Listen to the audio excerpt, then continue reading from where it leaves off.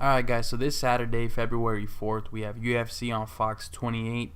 It's going to be headlined by a featherweight matchup between Josh Emmett and Jeremy Stephens. It should be a fun, exciting matchup. I'm definitely looking forward to that fight. The card itself is not too bad either, so it should be a fun Saturday night for fight fans. Now, before I get into my predictions, I just want to say thank you to all my subscribers. Right, I think now my subscriber count sits like at 89. I think I gained like 10 or 11 new subscribers from the last video I posted. Now, I do know it's not a large amount of subscribers, but it does show progress. And that type of progress really motivates me to continue to put out content for you guys, to continue to make these types of videos. So hopefully you guys continue to stick around. Hopefully you guys enjoy the content that I have put out so far. Let me know how I can improve this channel, what I can do to make it better. And also feel free to subscribe if you're watching this video and you haven't subscribed already. It'll help me out a lot. But with that being said, let's get into these main card fight predictions. Now, for the first fight on the main card, we have a welterweight bout between Platinum Mike Perry and Max Payne Griffin. Now, Max Griffin made his UFC debut back in August of 2016.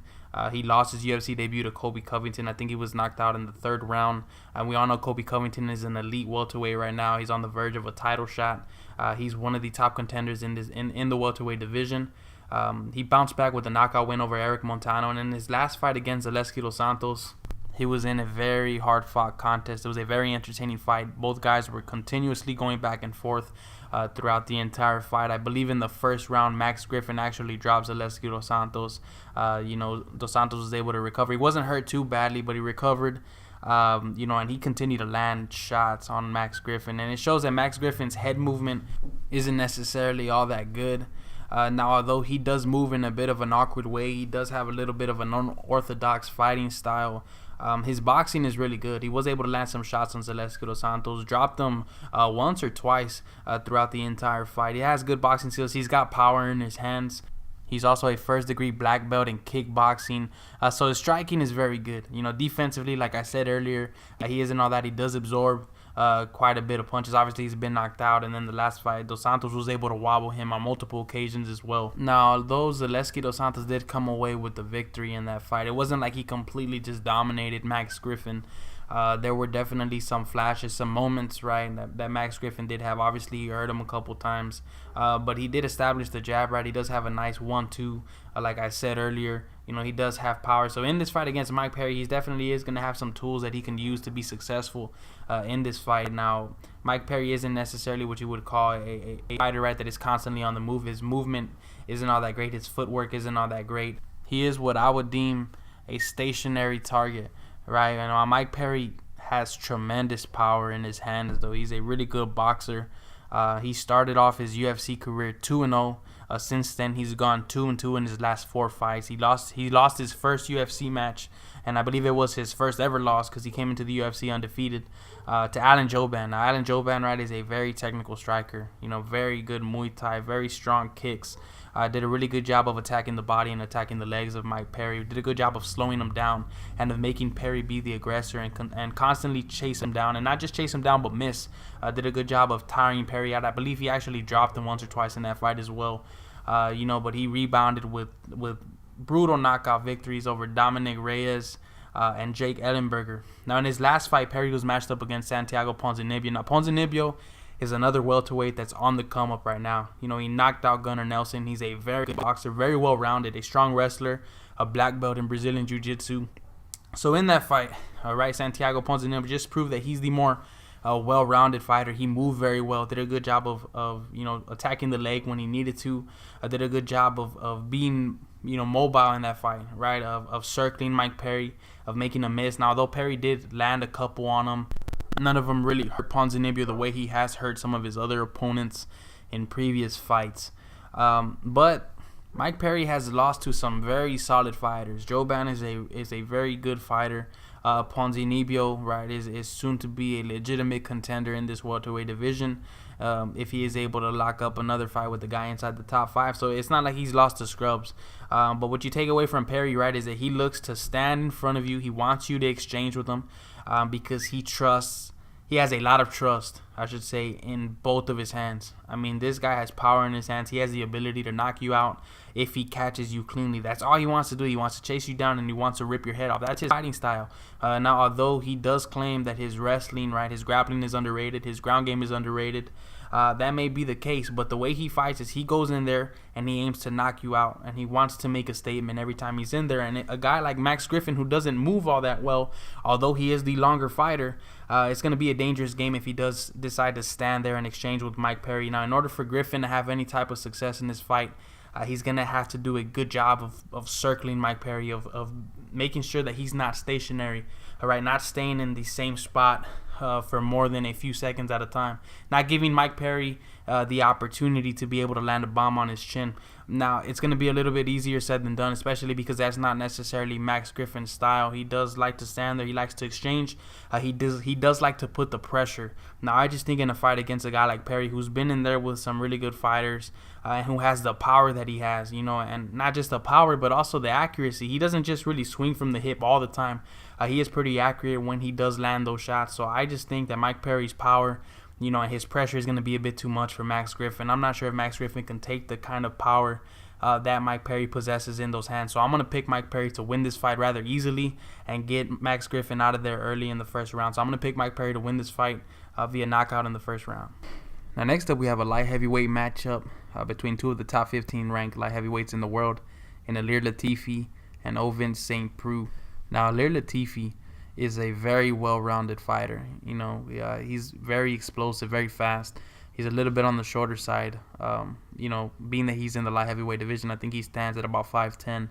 So he's relatively small, but he makes up for it with power, speed, athleticism.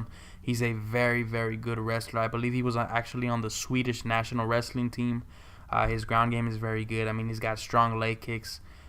He's got good boxing. He's got power. Very well-rounded fighter. Now, he currently has a UFC record of 6-3. He's won 4 of his last 5 contests. His only loss being to Ryan Bader. And in that fight, he was actually winning. I think he was outlanding Bader on the feet, and he was really doing a good job of landing the jab. The speed advantage, the athletic advantage was definitely in Ilir Latifi's favor. But he got caught with a beautiful knee in the second round that knocked him out cold.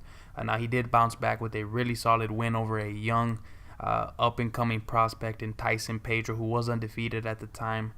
He's a very dangerous guy, especially on the ground. But he just proved to be too much for the young gun in Tyson Pedro. His wrestling was on point, was able to get the fight to the ground, was able to hold Pedro down on a majority of those takedowns.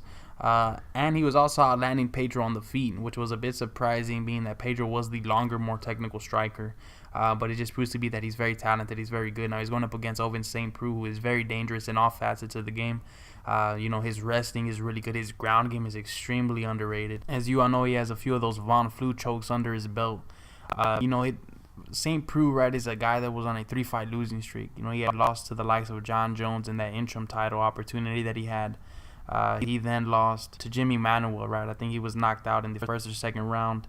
And then he had that fight against Volkan Ozdemir, who we all know, right, just recently had an opportunity to fight for the light heavyweight championship back in January of this year.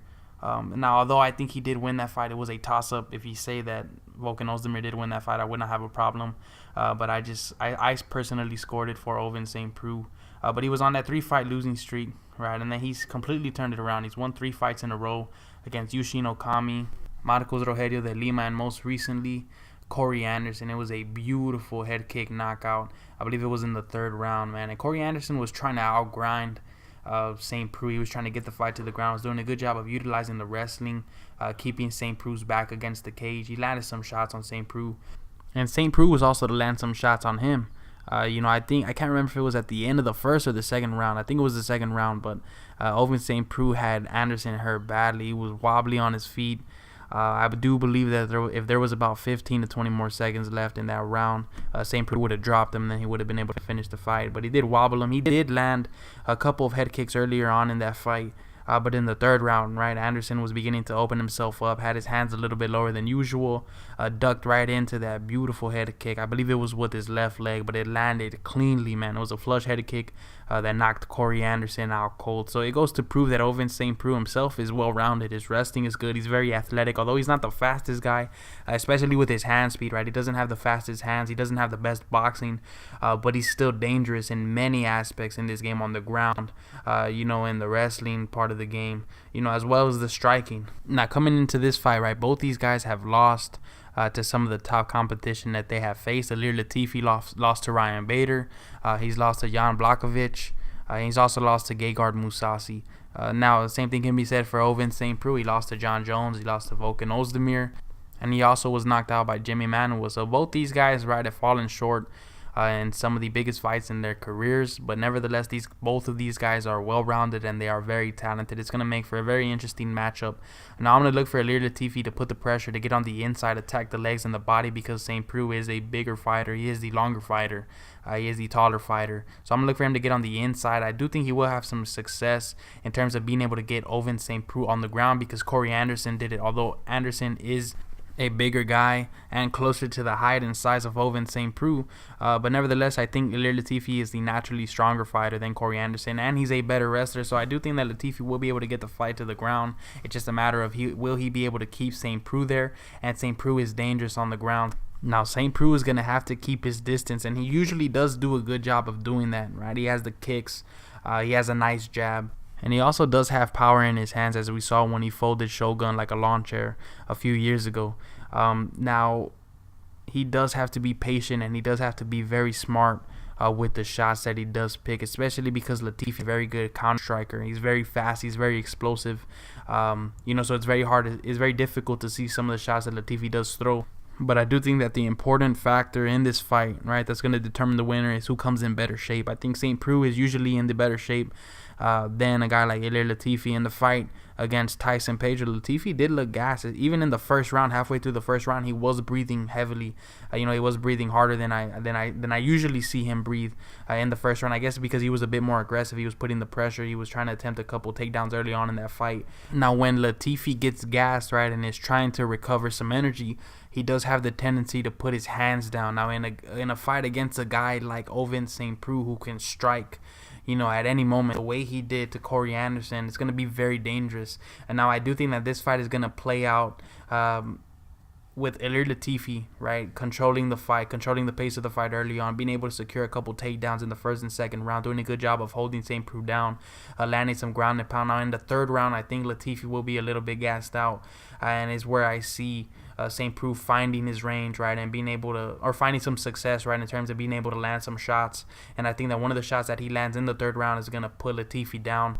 Now, this is a very, very tough fight to call, because both these guys hold advantages, in different areas of the game. But I just think that's the way it's going to go down. I do think Latifi will be up on the scorecards. I do think he'll do a good job, right, of being able to outland St. Preux in the first and second round. But I think that with an opportunity that Latifi, gives to St. Preux, I think St. Preux will take advantage of it in the third round. So I'm going to pick St. Preux to land a head kick in the third round, and finish Ilir Latifi via TKO. Now, next up, we have a women's strawweight bout between two of the top-ranked strawweights in the world, in Jessica Andrade and Tecia Torres. Now, Jessica Andrade, right, has stepped in there with the likes of the former champion Joanna Jędrzejczyk. Now, although Joanna did do a good job, right, of being able to control that fight, she was her typical self, right, dominated that fight. She is a very great striker. Her Muay Thai is on point, arguably the best in the division. So Andrade was just in a fight against a fighter who at the time was on a much different level. Obviously Joanna is not the champion anymore. It's Rose Namajunas. But she has the experience of being in a fight against a top fighter like that. Now, in her last fight, she went up against Claudia Gadelha, who had not lost to anybody in the UFC except Joanna, right? Now, the first time that Gadelha fought Joanna, a lot of people thought Claudia did win that fight. Now, the second time was much more clear, right? Joanna did a good job, or an excellent job, I should say, of making it known that she was the better fighter. But she had not lost to anybody except Joanna, right? And Joanna was the champion for a long time in that division. And Jessica Andrade just steamrolled her. Now, at the beginning of the fight, Gadelha had stated that she was the more technical fighter, right? And in the beginning of that fight, it showed. Gadelha was outlanding her, right? And some clean shots, some clean combinations on Andrade, busted her up early. And it was looking like Kelleher was just going to outpoint her from a distance. But once Jessica Andrade was able to close the distance and she was able to land some shots, attack the body, and then go up high, she did a good job, right, of just being able to control the fight, was able to get some takedowns. And Andrade at strawweight is a very strong woman. She's very strong, arguably the strongest woman in that division. Her ground and pound is very good. She has some strong kicks, and she throws bombs, man. So she's got power in her hands. She's very well-rounded. Now, the only thing I would say is that her striking, or her boxing, I should say, is not technical whatsoever. Her defense is not that great. She does have the tendency to get hit quite a bit, as you saw in the Kelleher fight. And she just throws haymakers, man. She doesn't necessarily really pick her shots. She just swings very wide, which leaves herself very vulnerable to someone who's able to take advantage, of counter-strike, who's a very good counter-striker and can take advantage, of the type of fighting style that Jessica Andrade comes into the fight with. Now she's going up against Tecia Torres, right, who's coming off the biggest win of her career, in Michelle Waterson, who is a very crafty fighter. Obviously, she comes from the karate background. She has a karate background, a very, very talented striker, one of the best in the division, and she was just able to pressure, and that's one of the way to neutralize, Waterson's kicks, which is arguably her best weapon. Just to close the distance, right? Constantly put pressure, constantly throw something, constantly be attacking her. She did a good job, right, of landing some combinations. She was able to get Michelle Waterson to the ground on more than one occasion. She's a very well-rounded fighter as well. She's very fast. She's got good boxing. She's a little bit more technical than a girl like Jessica Andrade. Now, Torres has a very, very good pro record. 10 wins, 1 loss. She's 6-1 in the UFC. Her only loss coming to Rose Namajunas, who is the current champion. So she's definitely right on a hot streak. She's carrying momentum into this fight. And she's very talented. There's no doubt that she's one of the up-and-coming fighters in this division. She's ready to make a statement, and a win over a girl like Jessica Andrade will definitely put her on the map and put her right in title contention, arguably next in line for the title shot after Joanna and Rose Namajunas run it back. Now, the only issue I have with this is that I just do not see Tecia Torres being able to keep up, I should say, the strength of Jessica Andrade. The way she was throwing Claudia Gadelha around on some of those takedowns, man, the way she was flipping her over. And Gadelha is a strong girl. She's a big girl for that division as well. Cuts a lot of weight to be able to make the 115-pound mark. I just don't see how Tecia Torres is going to be able to stuff those takedowns, man. And not only that, Andrade has power. She's very aggressive. She puts pressure. She likes to stand there and bang. She's very good on the ground as well. Almost half of her wins come via submission. Now, Torres is going to have to do a good job of going in, landing a few shots, and coming right back out. Not allowing Jessica Andrade to close the distance, and grab a hold of her. Because if she does, she's going to be able to get her to the ground, and she's going to be able to hold her there. So it's very difficult for me to pick against Jessica Andrade in this fight, being that, the tools that she possesses, the pure strength that she has. I just see her getting Tecia Torres to the ground, on more than one occasion, being able to hold her down there, land some ground and pound, and I think she's actually going to sink in a submission in this fight and come away with a submission victory. Now, although I am a Tecia Torres fan, I do hope that she can come away with this victory. I just don't see it happening. So I'm going to pick Jessica Andrade to win this fight via submission in the second round. Now, in the main event of the evening, we have two of the hardest hitting featherweights in the division, man. Jeremy Stephens and Josh Emmett. These guys possess some serious knockout power. Now, Jeremy Stephens is a UFC vet. I believe he has a record of 14-13 in the UFC. I may be wrong, but he has a lot of fights in the UFC. He's been around a while. He's been in there, with the likes of, Cub Swanson. He's even fought at lightweight. So he's a big dude. And he has some very good wins. In his career, he's a very good boxer. He has power in his hands. He has some strong leg kicks, some very underrated leg kicks. He's a strong as well. Now, in his last fight against Doo Ho Choi, right? Choi was having some success early on. He was the more technical boxer, the much more polished boxer than Jeremy Stephens, I should say. And they were both able to land some shots in the first round. But in the second round, Jeremy Stephens started to find his range, right? And started to land a few shots. It gave him confidence. And eventually landed a clean shot on the chin of Doo Ho Choi that hurt him badly. The ref stepped in and stopped the fight. So that's 2 fights in a row. That's Jeremy Stephens has won. He's on a 2-fight win streak. The fight before Doo Ho Choi, he dominated Gilbert Melendez, just chopped up the legs of Melendez badly, man. I know it was hard for Melendez to walk after that fight. So he's carrying some momentum into this fight. Usually we're used to seeing Jeremy Stephens win one, lose one, but he's won 2 in a row, right? He's carrying some momentum into this fight, and he needs it against a young up-and-comer in Josh Emmett. He has a very good professional record of 13 wins and 1 loss. In his last fight, which was the biggest fight of his career, he slept Ricardo Lamas badly, man. He landed a clean shot to the chin of Lamas that put him to sleep the minute it landed. So he has power. He's very explosive. He's a good wrestler. And on top of all that, he's in excellent shape. And I think that's one of the advantages that he holds, over Jeremy Stephens, the fact that he is in excellent shape. His conditioning is very, very good. Now, it is going to be very interesting to see how this fight plays out. Being that this is this is going to be one of the toughest opponents that Josh Emmett has faced in terms of, a guy who has heart, right? A guy who's very tough, who brings it every time that he's inside that octagon. So it's going to be interesting to see how Jeremy Stephens reacts to the power of Josh Emmett and vice versa, because both these guys possess so much power. Now, if you look at Jeremy Stephens, let's look at his past 6 fights, right? He's gone 3-3. If we look at the people that he's lost to, it has been Frankie Edgar Holloway, right, who's the current champion, and Renato Moicano. Now, I don't necessarily want to put Josh Emmett in the same category as Frankie Edgar and Max Holloway, obviously, because I don't think he's on their level yet.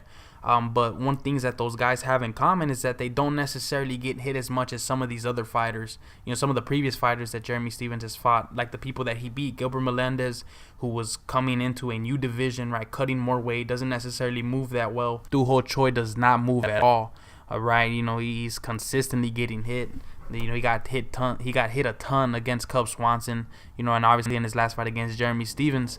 So if you're looking at a guy like Josh Emmett moves very well. He has very good head movement. He's very athletic, very explosive, can get in, can get out. Ricardo Lamas was having a hard time being able to land on him, for as long as that fight lasted, which is only a round. So it's going to be very interesting to see the kind of game Josh Emmett comes in. And I do think he's going to try to, land shots to the body, attack the legs. The speed is going to be clearly in Josh Emmett's favor. Now, although I do want to see how Josh Emmett reacts to the power of Jeremy Stephens, because Stephens is one of the hardest hitting fighters in that division. I just see Stephens having a hard time being able to land, especially early on. And even as the fight drags on, if it does indeed go into the later rounds, because I do think that Josh Emmett is going to be in the better shape. But for that reason, I think I'm going to have to pick Josh Emmett to win this fight. I just think that his head movement is better. He's faster, right? He moves much better than the previous 2 opponents that Jeremy Stephens was able to beat in Gilbert Melendez and Doo Ho Choi. So I'm going to pick Josh Emmett to land a shot on Jeremy Stephens in the second round. That's going to put him away. I do think he's going to TKO Jeremy Stephens. I just think the speed, right, is going to be too much. I think the athleticism, right, and I think Josh Emmett is hungrier at this point, especially because in his last fight against Ricardo Lamas, many people were not giving him a chance to win that fight. So I think he's a guy that's got a chip on his shoulder. And, anytime a person comes into the octagon with a chip on their shoulder, ready to prove something, not just to everybody else, but to themselves, that they belong, in this division, and they belong in the same category as some of the elites in the featherweight division, it's a scary fighter. It makes for a very, very threatening fighter, threatening opponent. So I'm going to pick Josh Emmett to win this fight. Although I do think I can see a few scenarios where Jeremy Stephens can clip him and put him away. I just think that Josh Emmett holds more advantages. I do think he's the more well-rounded fighter, and he's on the come. Josh Emmett, as I said earlier, to win this fight via TKO in the second round. If you enjoyed this video, make sure to hit the like button down below. Make sure to subscribe if you haven't already. Also, let me know in the comments section who you're picking to win for this upcoming fight card. And stay tuned for more content.